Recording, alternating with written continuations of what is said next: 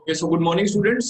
तो हम लोग प्रीवियस क्लास में हम लोग पढ़ रहे थे about SN reactions which are also known as nucleophilic substitution reactions. और उसका एक एग्जांपल जैसे हम लोगों ने देखा था कि भाई कुछ इस टाइप की रिएक्शन होती है कि मान लीजिए हमारे पास कोई एक आरएल है और इसकी रिएक्शन हम किसी न्यूक्लियोफाइल के साथ करा दें, तो from this we get RNU plus L minus. इस तरह से हमारे पास रिएक्शन हो जाती है। ठीक है, अच्छा, फिर इसके बाद हमने यहाँ पर कुछ टर्म्स डिफाइन किए थे। पहले तो ये रिएक्शन होती है in the presence of some solvent. Okay, फिर हमने कुछ टर्म्स यहाँ पर डिफाइन किए थे, जैसे इस आरएल को बच्चों हम लोग सबस्ट्रेट बोलते हैं। सबस्ट्रेट का क्लासिफिकेशन हम लोगों ने पढ़ लिया था। ये सॉल्वेंट हो गया। सॉल्वेंट क्यों जरूरी है और किस किस टाइप के सॉल्वेंट हो सकते हैं इसके बारे में हमने डिस्कस किया। ठीक है, इसको हम लोग बच्चों लीविंग ग्रुप बोलते हैं। एक अच्छा leaving group must be a stable anion and therefore it must be a weak base. So all weak bases are good leaving group, ये हमने पढ़ लिया। और इसको हम लोग न्यूक्लियोफाइल बोलते हैं। न्यूक्लियोफाइल क्या होता है ये तो हम लोग जानते ही हैं। इलेक्ट्रॉन रिच स्पीसीज होते हैं, न्यूक्लियस लवर्स होते हैं, पॉजिटिव सेंटर की तरफ अट्रैक्ट होते हैं। ठीक है, so we already know what is a nucleophile. ठीक है, तो अब आज की क्लास में हम लोग कंपैरिजन ऑफ न्यूक्लियोफिलिसिटी करने जा रहे हैं, है ना। कि पहले तो न्यूक्लियोफिलिसिटी क्या होता है इसको डिफाइन करते हैं, और फिर अलग अलग न्यूक्लियोफाइल्स की स्ट्रेंथ कैसे कंपेयर की जाती है, कौन स्ट्रॉन्गर न्यूक्लियोफाइल है, कौन वीकर न्यूक्लियोफाइल है, क्या क्राइटेरिया है इन सब चीजों का।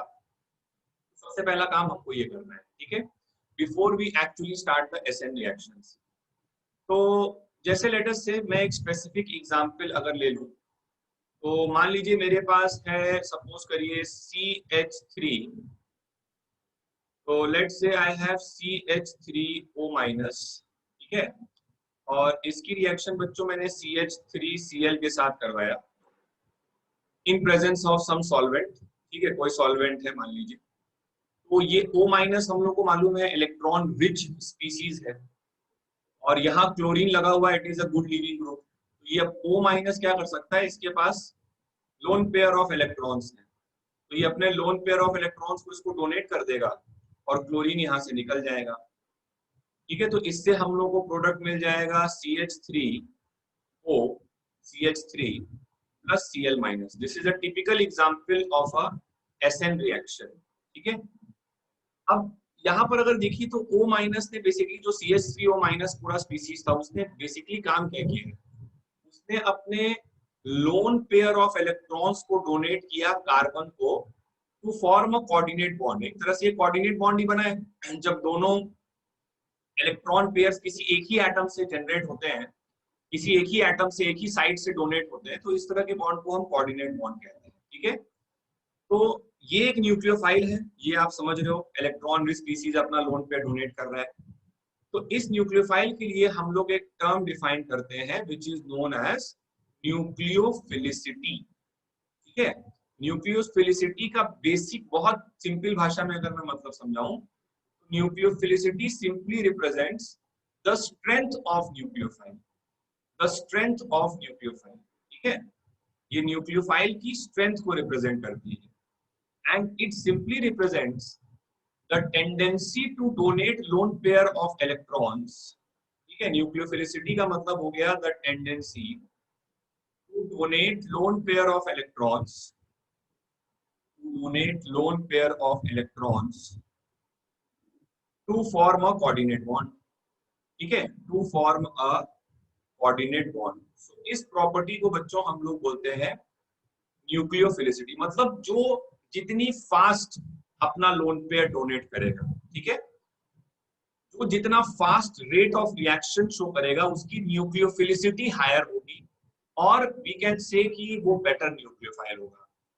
The important point two keep in mind over here is that nucleophilicity is a kinetic property, kinetically controlled process है ना। काइनेटिक प्रॉपर्टी है, मतलब it is measured by the rate of reaction.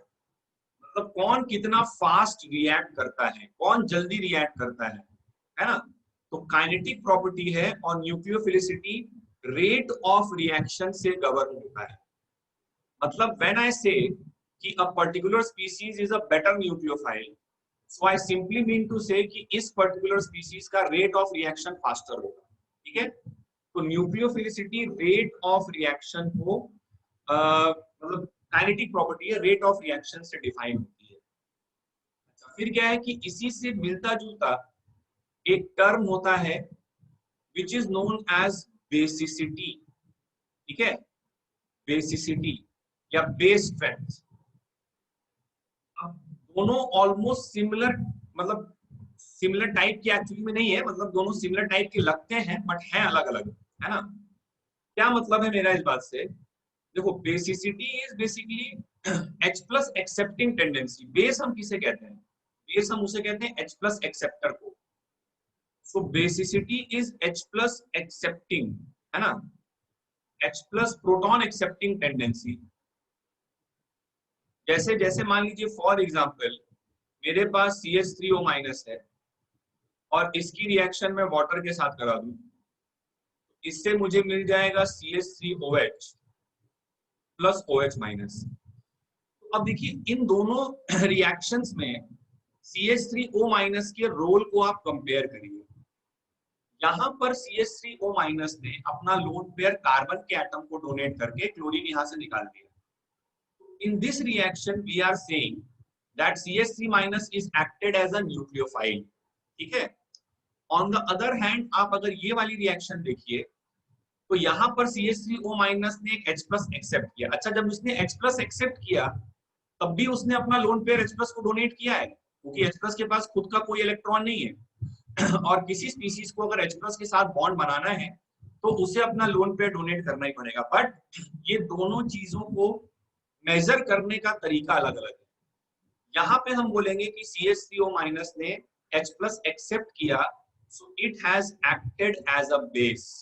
यहाँ पर CH3O माइनस ने एक base का काम किया, ठीक है। एंड द बेस स्ट्रेंथ और द बेसिसिटी, जब मैं वर्ड यूज कर रहा हूँ बेसिसिटी, तो it simply represents the base strength, proton accepting tendency. Basicity का मतलब हो गया बेस स्ट्रेंथ यहाँ पर, और न्यूक्लियोफिलिसिटी का मतलब न्यूक्लियोफाइल की स्ट्रेंथ हो गया। तो बेस स्ट्रेंथ जो है वो एक काइनेटिक प्रॉपर्टी नहीं है, वो एक थर्मोडायनेमिक प्रॉपर्टी है, and that is measured by the position of this equilibrium, ठीक है। बेस स्ट्रेंथ को मेजर करने के लिए हम इस इक्विलिब्रियम की पोजीशन नापते हैं। यहाँ पे रेट से कोई लेना देना नहीं है भाई। H प्लस एक बहुत छोटी स्पीसीज है, तो उसके मतलब उसके साथ अगर कोई रिएक्शन कर रहा है तो वहां पे रेट इंपॉर्टेंट क्राइटेरिया नहीं है, वहां पर इक्विलिब्रियम की पोजीशन इंपॉर्टेंट है। सो बेस स्ट्रेंथ को हम लोग मेजर करते हैं by the position of the equilibrium.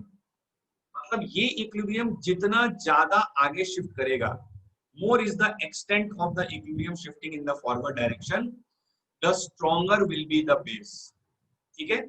सो ये बात आप लोगों को ध्यान रखनी है कि बेस स्ट्रेंथ जो है वो एक थर्मोडायनेमिक प्रॉपर्टी है। देखिए काम दोनों जगह पे CH3O माइनस ही है, और ले देकर काम भी वो एक ही टाइप का कर रहा है, लोन पेयर ही डोनेट कर रहा है। लेकिन वो लोन पेयर किसको डोनेट कर रहा है, इसके हिसाब से हम लोग डिफाइन कर रहे हैं कि वो न्यूक्लियोफाइल है या वो बेस है ना। और बेस को हम ये नहीं बोलते कि लोन पेयर डोनेट किया H प्लस को, हम बोलते हैं H प्लस एक्सेप्ट किया। शब्दों का थोड़ा सा खेल है, H प्लस एक्सेप्टर बोल देते हैं, ठीक है। और H प्लस एक्सेप्टर में हम लोग बोलते हैं कि पोजीशन ऑफ इक्विलिब्रियम है, और इक्विलिब्रियम जितना आगे जाएगा उतना स्ट्रॉन्ग बेस है। और न्यूक्लियोफाइल में वो अपने लोन पेयर को कार्बन एटम को डोनेट कर रहा है, और वो एक काइनेटिक प्रॉपर्टी कितना fast rate of reaction show कर रहा है। एसेंशियली काम दोनों जगह पे सेम हो रहा है कि लोन पेयर डोनेट हो रहा है, बट वो किस स्पीसीज को डोनेट हो रहा है ये मैटर करता है, ठीक है। तो अब ये दोनों चीजें एक जैसी लगती हैं लेकिन फिर भी इनमें डिफरेंस है, ठीक है। तो मोस्ट ऑफ द केसेस में जो बेस स्ट्रेंथ का ऑर्डर होता है वही न्यूक्लियोफिलिक स्ट्रेंथ का भी ऑर्डर होता है, but there are some important differences. तो हम लोग अब स्टार्ट करने जा रहे हैं rules for comparing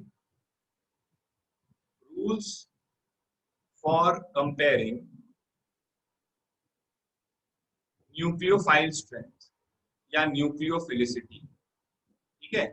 nucleophilicity kindly keep this in mind कि ये काइनेटिक प्रॉपर्टी है, रेट ऑफ रिएक्शन से रिप्रेजेंट होती है। So rules for comparing nucleophilicity, और यहीं पर आपको न्यूक्लियोफिलिसिटी और बेसिसिटी के बीच में डिफरेंस भी क्लियर होगा थोड़ा सा और। तो सबसे पहले बात करते हैं पहला नियम नंबर 1। नियम नंबर 1 है कि a conjugate base is always a better nucleophile than its acid। ठीक है, conjugate base is always a better nucleophile than its acid। क्या मतलब है इस बात का कि जैसे मान लीजिए मैं आपको बोलूं बेटा कि OH माइनस और H2O, इन दोनों में ही लोन पेयर ऑफ इलेक्ट्रॉन्स है, ऑक्टेट कंप्लीट होने के बाद इलेक्ट्रॉन्स प्रेजेंट है, इन दोनों में which is the better nucleophile?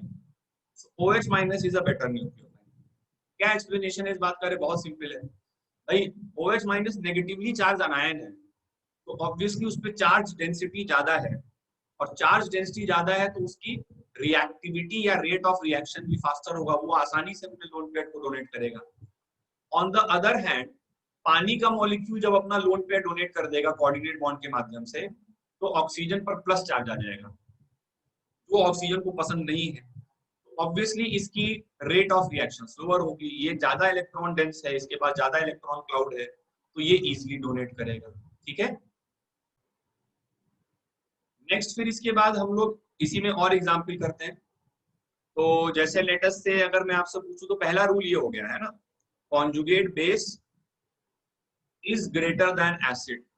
तो इसी में सपोज करिए हम लोग अगर बात करें PHO माइनस और PHOH, ठीक है, या CH3O माइनस और CH3OH, या इन जनरल लिख दें RO माइनस ROH, या for example SH minus and H2S।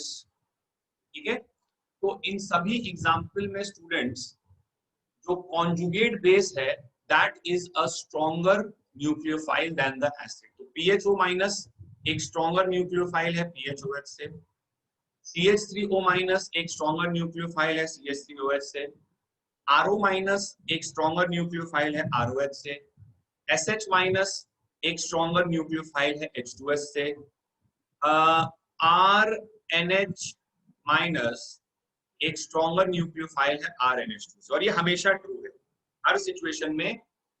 ठीक है, जो कॉन्जुगेट बेस है that is a stronger nucleophile, ये न्यूक्लियोफिलिसिटी कंपेयर कर रहे हैं हम लोग, that is a stronger nucleophile than its respective conjugate acid, है ना। NH2 minus is a stronger nucleophile than ammonia. तो हमेशा जो नेगेटिवली चार्ज स्पीसीज है वो एक स्ट्रॉन्गर न्यूक्लियोफाइल होगा as compare to its conjugate acid, क्योंकि इस पे चार्ज डेंसिटी ज्यादा है, तो इसकी लोन पेयर डोनेटिंग टेंडेंसी ज्यादा होगी, faster rate of reaction show करेगा। मतलब आप SN रिएक्शन एक बार बेसिक मीडियम में कराइए और एक बार न्यूट्रल मीडियम में कराइए, तो बेसिक मीडियम में SN रिएक्शन का रेट ऑफ रिएक्शन फास्टर होगा। ठीक है, तो ये बात हो गई, conjugate base is always a stronger nucleophile than the acid. Next हम लोग आगे बढ़ते हैं और रूल नंबर 2 पे आते हैं। Rule number 2 is related to left to right in a period. ठीक है, पीरियोडिक टेबल की बात कर रहे हैं। So left to right in a period, left to right in a period, एक पीरियड में if we are moving left to right, तो पीरियड में लेफ्ट टू राइट जाने पे भाई कौन सी प्रॉपर्टी चेंज होती है? प्रॉपर्टी चेंज होती है इलेक्ट्रोनेगेटिविटी। पीरियड में साइज से नहीं सोचा जाता, पीरियड में इलेक्ट्रोनेगेटिविटी से सोचा जाता है। तो बच्चों मान लो कि मैं आपको बोलूं कि बेटा CH3 माइनस और NH2 माइनस OH माइनस, ठीक है, एंड F माइनस, ये सेकेंड पीरियड के एलिमेंट्स हैं सारे के सारे। सबके पास लोन पेयर ऑफ इलेक्ट्रॉन्स है, नेगेटिवली चार्ज है, they are all nucleophiles, electron rich species हैं, ये सारे के सारे न्यूक्लियोफाइल का काम कर सकते हैं। ठीक है, बट एक पीरियड में जैसे जैसे आप लेफ्ट टू राइट जा रहे हो, इस डायरेक्शन में मूव कर रहे हो, सो इस डायरेक्शन में मूव करने पर electronegativity is increasing, and if electronegativity increase कर रही है तो जो न्यूक्लियोफिलिसिटी है दैट विल डिक्रीज, न्यूक्लियोफिलिसिटी की वैल्यू कम हो जाएगी। ठीक है, क्यों ऐसा है? बहुत सिंपल है ये भाई। इलेक्ट्रोनेगेटिविटी क्या होता है? इलेक्ट्रॉन को अपने पास पकड़ के बैठने की क्षमता। तो फ्लोरीन सबसे ज्यादा इलेक्ट्रोनेगेटिव है, मतलब कि वो सबसे ज्यादा इलेक्ट्रॉन को अपने पास चिपका के रखेगा, आसानी से नहीं डोनेट होने देगा। तो इसके लिए रेट ऑफ रिएक्शन स्लो होगा। कार्बन सबसे कम इलेक्ट्रोनेगेटिव है तो वो अपने इलेक्ट्रॉन्स को ज्यादा कंफर्टेबल होगा इजीली शेयर करने में, तो faster rate of reaction show करेगा। ठीक है, तो जितना ज्यादा फास्टर रेट ऑफ रिएक्शन होगा उतना ज्यादा न्यूक्लियोफिलिसिटी होगी। पीरियड में लेफ्ट टू राइट जाने पर न्यूक्लियोफिलिसिटी डिक्रीजेस। ठीक है, पीरियड में लेफ्ट टू राइट के लिए ध्यान रखना है। इलेक्ट्रोनेगेटिविटी के बेसिस पर हम लोग सोचते हैं। या फॉर एग्जांपल मान लीजिए पूछा जाए कि SH माइनस और Cl माइनस, तो सल्फर और क्लोरीन ये दोनों भी थर्ड पीरियड के हैं। क्लोरीन टुवर्ड्स द राइट है, ज्यादा इलेक्ट्रोनेगेटिव है, सो SH minus will be a stronger nucleophile. या कभी ऐसा भी हो सकता है कि सेम ही एटम हो लेकिन हाइब्रिडाइजेशन अलग अलग हो, जैसे RC triple bond C minus, तो ये वाला कार्बन का एटम sp है भाई। इलेक्ट्रोनेगेटिविटी की अगर बात है तो इलेक्ट्रोनेगेटिविटी हाइब्रिडाइजेशन और s कैरेक्टर पर भी तो डिपेंड करती है ना। या RCH डबल बॉन्ड CH है ना, और एक लोन पेयर नेगेटिव चार्ज ये है। तो ये वाला कार्बन एटम आपको मालूम है, दिस इज sp2 हाइब्रिडाइज्ड। ठीक है, और या हमारे पास है RCH2 एंड CH2 और एक लोन पेयर और नेगेटिव चार्ज है। so this carbon atom you know is sp3 hybridized। तीनों के पास ही लोन पेयर है, इलेक्ट्रॉन रिच है, न्यूक्लियोफाइल की तरह काम कर सकते हैं। लेकिन इन तीनों की अगर मैं न्यूक्लियोफिलिसिटी कंपेयर करूं बच्चों, तो कार्बन sp sp2, अच्छा ये सब चार्जेस वगैरह समझ में आ रहे होंगे किस तरह से बनाए गए। ठीक है भाई, अगर नॉर्मल तुम तो क्या करो, एल्केन एल्कीन और एल्काइन बना लो और फिर एक एक H प्लस निकाल दो। जैसे अगर नॉर्मल एल्काइन बनाते तो यहाँ CH रहता ना, तो यहाँ से एक H प्लस निकाल के उसको लोन पेयर दे दो। अगर नॉर्मल एल्कीन बनाते तो यहाँ CH2 रहता, एक H प्लस निकाल के लोन पेयर दे दो। और नॉर्मल एल्केन बनाते तो CH3 रहता, एक H प्लस निकाल कर लोन पेयर दे दो। तो ये अनायन बन गया ना, कार्बनाइन टाइप की चीज बन गई। ठीक है, तो अभी बच्चों इसका sp sp2 और sp3 है, ये तो तुमने बचपन से सुना ही हुआ है, more is the s character more is the electronegativity. तो ये सबसे ज्यादा इलेक्ट्रोनेगेटिव है, तो ये सबसे ज्यादा अगर इलेक्ट्रोनेगेटिव है तो इसकी न्यूक्लियोफिलिसिटी सबसे कम होगी, फिर इसकी होगी, फिर इसकी होगी। यहाँ पर एटम सेम है लेकिन जो हाइब्रिडाइजेशन है वो अलग अलग है। And if the hybridization is different then electronegativity of carbon in each case is different. तो पीरियड में हम जब रहते हैं लेफ्ट टू राइट जाते हैं तो इलेक्ट्रोनेगेटिविटी के बेसिस पर सोचते हैं। जितनी कम इलेक्ट्रोनेगेटिविटी होगी उतना faster rate of reaction show करेगा। And kindly keep this in mind that nucleophilicity is a kinetic property, ये रेट ऑफ रिएक्शन से गवर्न होता है ना। जो जितनी, जिसको मैं बेहतर न्यूक्लियोफाइल कह रहा हूँ, वो बस उसका सिंपली इतना मतलब है कि वो ज्यादा तेज रिएक्ट करेगा, faster rate of reaction show करेगा। इसका स्टेबिलिटी वगैरह से कुछ लेना देना नहीं है ना। स्टेबिलिटी एक थर्मोडायनेमिक प्रॉपर्टी है जो हम लोग बेस स्ट्रेंथ कंपैरिजन में करते थे, है ना। जब हम लोग बेसिक स्ट्रेंथ या बेसिसिटी के बारे में बात करते थे, है ना, कि कॉन्जुगेट बेस की स्टेबिलिटी ज्यादा है तो एसिड स्ट्रेंथ बोल देते थे ज्यादा है, या कॉन्जुगेट एसिड की स्टेबिलिटी ज्यादा है तो बेस स्ट्रेंथ ज्यादा है। तो stability is related to thermodynamics and rate is related to kinetics.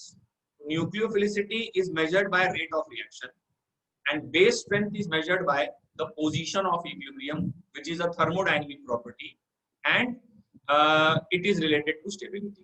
ठीक है ना।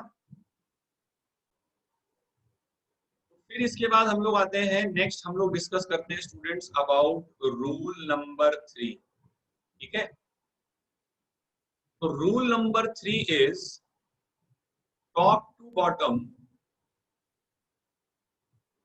bottom in a group। एक ग्रुप में टॉप टू बॉटम हम लोग जा रहे हैं पीरियोडिक टेबल में। ठीक है ना। अब ये बड़ा इंपॉर्टेंट एग्जामिनेशंस का फेवरेट और बहुत इंटरेस्टिंग केस है, और यहाँ से क्लियर होगा न्यूक्लियोफिलिसिटी और बेसिसिटी के बीच का डिफरेंस। तो सबसे पहले तो मैं क्या करता हूँ बच्चों कि मैं ये बात आप जानते हो, अगर मैं 4 हाइड्रा एसिड्स ले लूं हेलोजन वाले, HF, HCl, HBr and HI, ये चारों एसिड्स हैं, ये तुम बात बचपन से जानते हो। इनकी अगर मैं एसिड स्ट्रेंथ कंपेयर करूं, तो again this is something we have already done in GOC. तो top to bottom down the group जाने पर the acid strength increases, this is the order of acid strength. And if this is the order of acid strength, तो इनके conjugate basis के बारे में अगर हम चर्चा करें, तो कॉन्जुगेट बेस की जो स्ट्रेंथ का ऑर्डर है वो बच्चों जस्ट रिवर्स हो जाएगा। F minus will be the strongest base क्योंकि वीकेस्ट एसिड है, और F माइनस स्ट्रॉन्ग बेस होता है ठीक ठाक, इसीलिए पुअर लिविंग ग्रुप भी है, ये भी तुमने पढ़ा हुआ है। So this is the order of base and this is universal, हमेशा ऐसा ही रहता है, ठीक है। लेकिन ग्रुप में टॉप टू बॉटम जो न्यूक्लियोफिलिसिटी है या जो न्यूक्लियोफाइल की स्ट्रेंथ है, that depends upon the solvent. यहां पर न्यूक्लियोफिलिसिटी का order F minus, Cl minus, Br minus और I माइनस की न्यूक्लियोफिलिसिटी का ऑर्डर क्या आएगा, this will depend on the solvent, depends on the solvent, किस सॉल्वेंट में आप उस न्यूक्लियोफिलिसिटी को मेजर कर रहे हो। सॉल्वेंट दो प्रकार के हो सकते हैं, पोलर प्रोटिक या पोलर एप्रोटिक। पोलर वाले एग्जांपल ले रहे हैं क्योंकि एसएन रिएक्शन में पोलर ही यूज किया जाता है।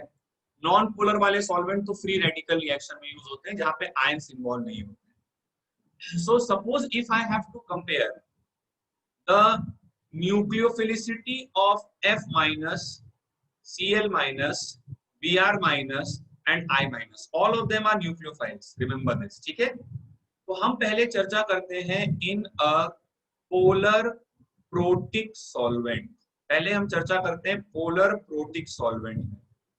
पोलर प्रोटिक सॉल्वेंट बच्चों क्या होता है, यू नो दिस, है ना, जैसे वाटर हो गया, एल्कोहल हो गया, जो H बॉन्डिंग कर सकते हैं, ठीक है।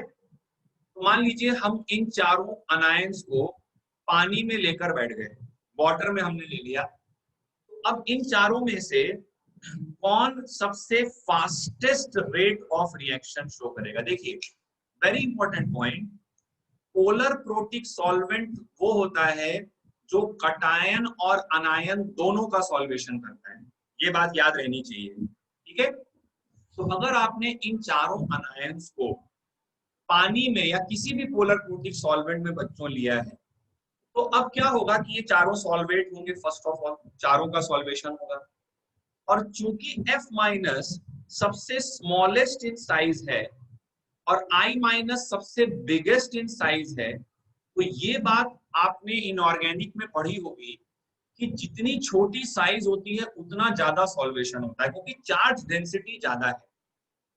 F माइनस सबसे स्मॉलेस्ट साइज का है, तो ये मैक्सिमम पानी के मॉलिक्यूल्स को अपनी ओर खींचेगा और बहुत भयंकर इसका पानी सॉल्वेशन करके इसके अराउंड एकदम एक एनवेलप बना लेगा, कवर कर लेगा, घेर लेगा इसको चारों ओर से। तो वैसे तो F माइनस सबसे कहने के लिए सबसे स्मॉलेस्ट साइज का है, लेकिन सॉल्वेशन के बाद वो चारों ओर से पानी के मॉलिक्यूल से सराउंड होके सबसे मैक्सिमम इन साइज हो जाएगा, सबसे ज्यादा सॉल्वेशन इसका होगा। मतलब पानी ने इसको जकड़ दिया बिल्कुल हर तरफ से, ठीक है। इसको हम लोग ऐसे भी बोलते हैं कि polar protic solvent encumbers the nucleophile. Polar protic solvent, polar protic, PP लिख दे रहा हूं short form, polar protic solvent encumbers the nucleophile. Polar protic solvent encumbers the nucleophile. Encumbers the nucleophile का मतलब ये हो गया कि उस न्यूक्लियोफाइल को उसने चारों ओर से सराउंड कर लिया, घेर लिया, और मैक्सिमम सॉल्वेशन F माइनस का हुआ। अब बेटा F माइनस को अगर रिएक्ट करना है ना, मान लो कोई CH3 और कोई लीविंग ग्रुप लगा हुआ है, तो ये लीविंग ग्रुप यहाँ से निकलेगा, F माइनस को अटैक करना है, तभी प्रोडक्ट बनेगा और तभी ये न्यूक्लियोफाइल कहलाएगा। तो यह रिएक्ट करने के लिए इसको पहले जो इतने पानी के मॉलिक्यूल इसको चारों तरफ से घेर करके बैठ गए हैं, तो पहले तो इसको उनसे छुटकारा पाना पड़ेगा। ठीक है, तो पोलर प्रोटिक सॉल्वेंट ने क्या किया कि अनायन का सॉल्वेशन करके उसकी न्यूक्लियोफिलिसिटी कम कर दी, और F माइनस का सबसे भयंकर सॉल्वेशन हुआ है, मैक्सिमम सॉल्वेशन हुआ है, इसलिए इसकी न्यूक्लियोफिलिसिटी पुअरेस्ट हो जाएगी। So in a polar protic solvent, the order of basicity and nucleophilicity are just the opposite. कि F माइनस न्यूक्लियोफाइल की तरफ तब काम करेगा ना जब पानी के मॉलिक्यूल से छूट पाएगा, तो इस वजह से उसका रेट ऑफ रिएक्शन बहुत स्लो होगा। उसको पहले पानी के मॉलिक्यूल से छूटना है, तब जाकर के उसको रिएक्शन करनी है। तो पानी के मॉलिक्यूल ने इतना उसको सॉल्वेट कर दिया है कि बेचारा बहुत स्लो स्लो रिएक्ट कर पाएगा। और ज्यादा सॉल्वेट क्यों किया है? क्योंकि साइज छोटा है। जितना छोटा साइज होता है, ये तुमने इनऑर्गेनिक में पढ़ा होगा, उतना ज्यादा कुशन या एनवेलप ऑफ सॉल्वेंट मॉलिक्यूल्स बनता है अनायन के अराउंड। इसलिए this will be the order of nucleophilicity based upon the rate of reaction. ठीक है, तो पोलर प्रोटिक सॉल्वेंट में डाउन द ग्रुप जाने पे इन पोलर प्रोटिक सॉल्वेंट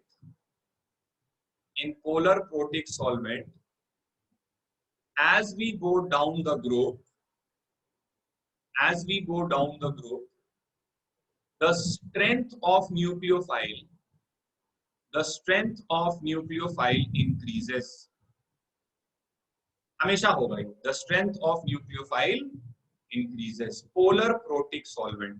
ठीक है, जैसे फर्ज करो फॉर एग्जांपल मैं तुमको बोलूं कि RO माइनस और RS माइनस, ठीक है, इन दोनों को मैंने ले लिया CH3OH में। CH3OH सॉल्वेंट है मेरा, which is the better nucleophile? RS minus is the better nucleophile, क्योंकि पोलर प्रोटिक सॉल्वेंट है तो O माइनस का साइज छोटा है, इसका सॉल्वेशन ज्यादा होगा। ठीक है, मैं तुमको बच्चों बोलूं कि PHO माइनस और PHS माइनस, इन दोनों का न्यूक्लियोफिलिसिटी कंपेयर करो इन वाटर। इन दोनों का न्यूक्लियोफिलिसिटी अगर वाटर में कंपेयर करोगे तो this will be the stronger nucleophile. ठीक है, कि जितना ज्यादा सॉल्वेशन होगा न्यूक्लियोफाइल की स्ट्रेंथ उतनी कम हो जाएगी, उसको दिक्कत जाएगी रिएक्ट करने में। ठीक है, या फॉर एग्जांपल मैं तुम्हें बोलूं OH माइनस, एक एग्जांपल और देख लो, OH माइनस और SH माइनस। ठीक है, तो इनमें मैं बोलूं तुम्हें वाटर में कंपेयर करने के लिए, water is a polar protic solvent, इन दोनों में कौन बेटर न्यूक्लियोफाइल होगा? SH minus. But this discussion was in polar protic solvent. अगर मैं इसी F माइनस, है ना, इसी F minus, Cl minus, Br minus और I माइनस को पोलर ए प्रोटिक सॉल्वेंट में यूज कर रहा हूं, पोलर ए प्रोटिक सॉल्वेंट में यूज कर रहा हूं। ठीक है, polar aprotic solvent like DMSO, DMF etcetera, आप जानते हो पोलर ए प्रोटिक सॉल्वेंट क्या है। तो पोलर ए प्रोटिक सॉल्वेंट में अगर मैं F minus, Cl minus, Br minus और I माइनस को एज अ न्यूक्लियोफाइल यूज कर रहा हूं, है ना, इन लेट अस से DMSO, डाइमिथाइल सल्फो ऑक्साइड, तो अब यहां तो सॉल्वेशन नहीं होगा।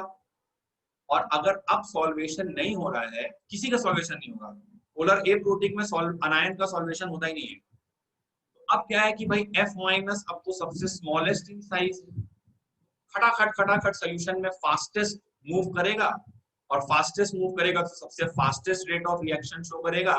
तो यहाँ पे न्यूक्लियोफिलिसिटी का ट्रेंड जस्ट रिवर्स हो जाएगा। देखिए अब वो सॉल्वेशन वाला लफड़ा ही खत्म हो गया ना। F माइनस को दिक्कत क्यों जा रही थी? क्योंकि सॉल्वेंट ने उसको रोक के रखा था। अब तुमने सॉल्वेंट के अंदर से ये शक्तियां खत्म कर दी, और सॉल्वेंट के अंदर से ये शक्तियां खत्म कर दी सॉल्वेट करने वाली की, तो F माइनस सबसे स्मॉलेस्ट साइज का है, तो इजीली सॉल्यूशन में मूव करेगा, and this will be your order of nucleophile strength. ठीक है, ये बहुत इंपॉर्टेंट पॉइंट है कि पोलर प्रोटिक और पोलर ए प्रोटिक में क्या होता है, जस्ट रिवर्स हो जाता है order of nucleophile strength, and nucleophile strength is also called nucleophilicity, and it is a kinetic property, मतलब the rate of reaction से मेजर होता है। ओके स्टूडेंट्स, तो नेक्स्ट हम लोग डिस्कस करते हैं rule number 4। And rule number 4 is कि जब हमें दो अलग अलग न्यूक्लियोफाइल्स का न्यूक्लियोफिलिक स्ट्रेंथ कंपेयर करना है and the donor site is same, ठीक है, हम न्यूक्लियोफाइल की स्ट्रेंथ कंपेयर कर रहे हैं and the donor site is same. Donor site is same मतलब एक जगह पे अगर ऑक्सीजन है तो दूसरी जगह पे ऑक्सीजन है, तो एक जगह नाइट्रोजन है तो दूसरी जगह नाइट्रोजन है, एक जगह O- है तो दूसरी जगह भी O- है। तो rule 4 is donor site is same, ठीक है। और यहाँ पर जो कंपैरिजन ऑफ न्यूक्लियोफिलिसिटी होता है that is very simple. Donor site अगर सेम होती है, जैसे अभी तक डोनर साइट अलग अलग थी ना, top to bottom in a group या left to right in a period या base greater than conjugate acid, तो उसमें भी डोनर साइट मतलब डोनर साइट चार्ज के टर्म्स में डिफरेंट थी, एक बार नेगेटिव चार्ज था एक बार नहीं था।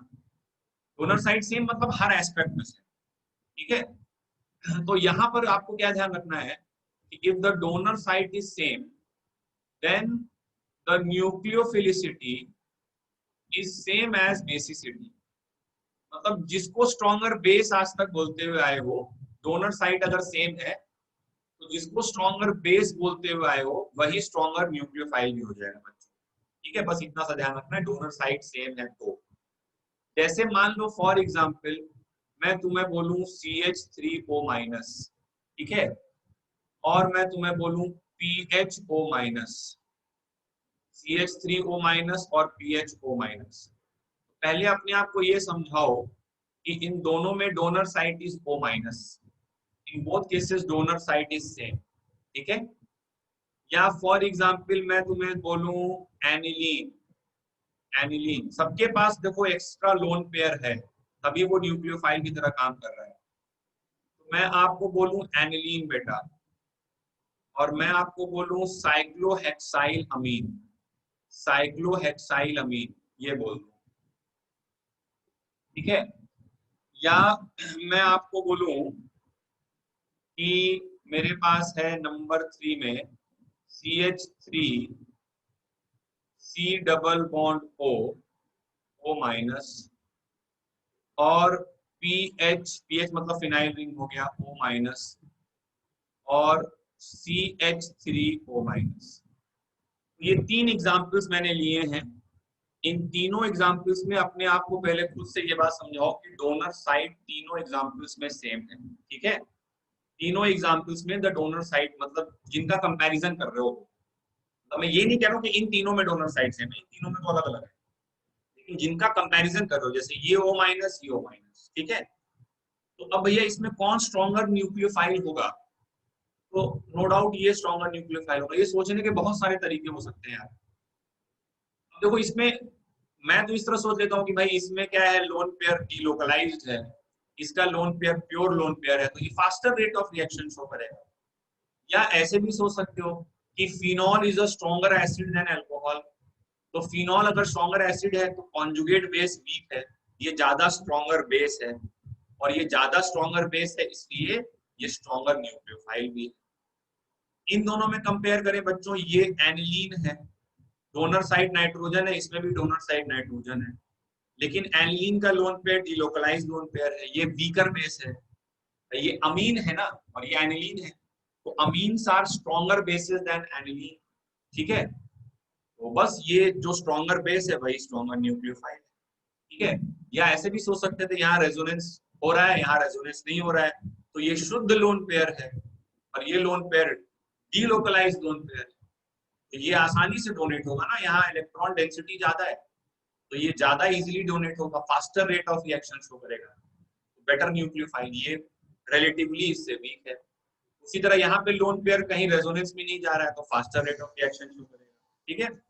एक मिनट, तो एग्जाम्पल नंबर 3 अगर हम लोग देखें स्टूडेंट्स, तो इन तीनों में हमको न्यूक्लियोफाइल की स्ट्रेंथ कंपेयर करनी है। Again you can do it using base strength. जैसे आप इनके एसिड्स बनाओ, भाई ये एसिटिक एसिड बनेगा कार्बोक्सिलिक एसिड, ये फिनॉल बनेगा और ये अल्कोहल बनेगा। कार्बोक्सिलिक एसिड सबसे स्ट्रॉन्गेस्ट एसिड होता है, ठीक है, तो स्ट्रॉन्गेस्ट एसिड है तो उसका बेस जो है वो क्या हो जाएगा, that will be the weakest base, ठीक है ना। ये वीकेस्ट बेस है तो वीकेस्ट न्यूक्लियोफाइल भी हो जाएगा। ऐसे सोच सकते हैं, या ऐसे भी सोच सकते हैं कि भाई यहाँ पर रेजोनेंस हो रहा है और यहाँ पर दो इक्विवेलेंट आरएस बन रहे हैं, इसका इलेक्ट्रॉन क्लाउड जो है वो डिलोकलाइज्ड है, ठीक है। तो यहाँ पर क्या है, इक्विवेलेंट आरएस बन रहे हैं, रेजोनेंस यहाँ पर भी हो रहा है लेकिन इक्विवेलेंट आरएस नहीं बनेंगे, ठीक है। यहाँ पर non equivalent Rs will be there, you will get non equivalent Rs. तो इसमें ज्यादा एक्सटेंट ऑफ रेजोनेंस है, यहाँ वीकर रेजोनेंस है, और यहाँ पर क्या है, रेजोनेंस नो रेजोनेंस, तो इसमें चार्ज डेंसिटी सबसे ज्यादा होगी and therefore this will be the strongest nucleophile, ठीक है। तो अगर डोनर साइड सेम होती है तो बेस स्ट्रेंथ और न्यूक्लियोफाइल की स्ट्रेंथ का ऑर्डर पैरेलल होता है, मतलब सेम होता है, जो स्ट्रॉन्गर बेस वही स्ट्रॉन्गर न्यूक्लियोफाइल। लेकिन इस रूल का एक छोटा सा लेकिन बहुत इंपॉर्टेंट एक्सेप्शन है, मतलब एक्सेप्शन क्या, मतलब बहुत लॉजिकल सी बात है, कोई ऐसा एक्सेप्शन नहीं है वो, है ना, बट ये काफी इंपॉर्टेंट है ना, काफी इंपॉर्टेंट है ये, इसको आगे बहुत सारे केसेस में यूज करेंगे हम लोग। And that is students the comparison between CH3O- methoxide, है ना, methoxide and ethoxide CH3 CH2O-, isopropoxide CH3CH CH3O- and tertiary butoxide. भाई RO- को हम लोग एल्कोक्साइड एनायन बोलते हैं, RO- is known as alkoxide. So CH3O- is methoxide, ethoxide, isopropoxide and tertiary butoxide। समझ गए बात को, methoxide, ethoxide, आइसोप्रोपोक्साइड and tertiary butoxide, इस तरह से इन अनाइंस को हम लोग जानते हैं। अब देखिए इन सभी में आप ये बात समझिए कि डोनर साइड तो सेम ही है, डोनर साइड सेम, ठीक, डोनर साइड सेम है, तो इस डायरेक्शन में जैसे जैसे हम लोग मूव कर रहे हैं तो बच्चों बेस स्ट्रेंथ तो बढ़ रहा है, the base strength is increasing, ठीक है, बेस स्ट्रेंथ इज इंक्रीजिंग, क्योंकि यहाँ पे 3 CH3 का प्लस आई लग रहा है, तो मैक्सिमम इलेक्ट्रॉन डेंसिटी इस पर है, तो वो आसानी से H+ को डोनेट करेगा। बट अगर हम न्यूक्लियोफाइल स्ट्रेंथ की बात करें तो अब देखो ये जो बल्कि वाला है टर्शरी ब्यूटॉक्साइड बहुत बड़ा एनायन है, ठीक है, तो अगर लोन पेयर H+ को डोनेट करना है तब तो कोई फर्क नहीं पड़ता है, क्योंकि देखो अब क्या है ना कि जब ये न्यूक्लियोफाइल की तरह ऐड कर रहा है तो इसे खुद सबस्ट्रेट इस तरह से समझो इसे, है ना, कैसे न्यूक्लियोफिलिसिटी और बेसिसिटी में क्यों डिफरेंस पैदा हो जाता है कुछ सिचुएशंस में। उसका कारण ये है कि जब इसे न्यूक्लियोफाइल की तरह ऐड करना है तो इसे सबस्ट्रेट तक खुद अप्रोच करके जाना है, और सबस्ट्रेट पर जाकर फिर अपने इस वाले ऑक्सीजन से, ऑक्सीजन के लोन पेयर से डोनेट करना है, मतलब कोऑर्डिनेट बॉन्ड बनाने के लिए। इसे सोल्यूशन में ट्रैवल करते हुए जाना है up till the substrate when it is acting as a nucleophile. लेकिन जब ये बेस की तरह काम कर रहा है तो बच्चों बेस की तरह काम कर रहा है तब इसे कहीं ट्रैवल नहीं करना है, तब H+ इसके पास ही आ जाएगा खुद, है ना, भाई H+ तो इससे बहुत छोटा है ना, तो कभी भी बेस जो है वो जो H+ एक्सेप्टर की तरह जब काम करता है तो H+ के पास नहीं जाता, H+ उसके पास आता है। समझ रहे हो मेरी बात को? तो वहां पर क्या है कि अगर बेस स्ट्रेंथ की बात करें तो ये सबसे स्ट्रॉन्गेस्ट बेस है, क्योंकि 3 CH3 का प्लस आई लग रहा है, सबसे ज्यादा चार्ज डेंसिटी प्रोड्यूस करेगा इस O- पे, और वो इजीली H+ को डोनेट हो जाएगी और H+ एक्सेप्टर हो जाएगी। So this is the strongest base अगर मैं बेस स्ट्रेंथ के बारे में बात करूं। बट अगर मैं न्यूक्लियोफिलिसिटी के बारे में बात करूं, if I discuss nucleophilicity, then just the reverse order will be observe, कि न्यूक्लियोफिलिसिटी जो है वो इस उल्टे डायरेक्शन में बढ़ेगी, इसकी न्यूक्लियोफिलिसिटी बहुत पोर होगी। क्यों? क्योंकि ये बहुत बड़ी साइज का हो गया, इतना बल्कि है कि सोल्यूशन में ट्रैवल करने में इसको दिक्कत जाएगी, सोल्यूशन में ट्रैवल नहीं कर पाएगा। ये छोटा सा है, ये आसानी से ट्रैवल करेगा, तो ये हो जाएगा the order of nucleophilic strength. Donor side same है, बट ये एक इंपॉर्टेंट एक्सेप्शनल केस है जो ध्यान रखना है, RO- को एल्कोक्साइड बोलते हैं। This is a very strong base but not a good nucleophile, और ये बेस वीक है लेकिन न्यूक्लियोफाइल अच्छा है, बिकॉज स्मॉलेस्ट इन साइज है तो इजिली सोल्यूशन के थ्रू ट्रैवल कर सकता है।